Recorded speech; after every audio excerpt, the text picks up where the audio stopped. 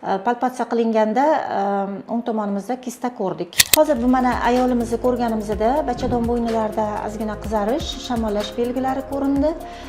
Выделениялari hidsiz, ko'p emas.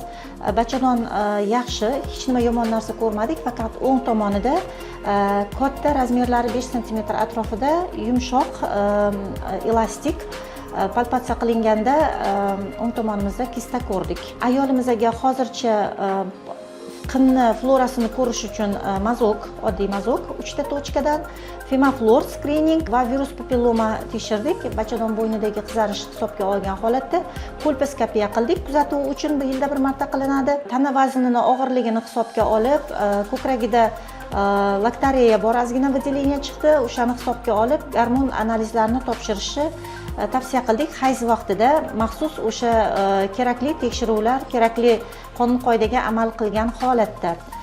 Hozirgi kunda esa bachadon bo'yni, bachadon, bo'qoq bezi va ko'krak bezidagi o'zgarishlarni hisobga olib, ayollar uchun kerak bo'ladigan barcha UZI tekshiruvlarini tavsiya qildik. UZI tekshiruvdan keyin именно qaysi analizlarni tekshirish kerakligi aniq bo'ladi. Chunki har bitta analizlarimiz o'ziga yarasha stoyimizda, ya'ni narxi bor. Ortiqcha xarajat bo'lmasligi va undan tashqari ba'zi bir kerakli narsalar qolib ketmasligi uchun albatta UZI tekshiruvlaridan keyin qo'shimcha ma'lumotlardan keyin to'ldirib analizlarni yozib beramiz, tavsiya qilamiz.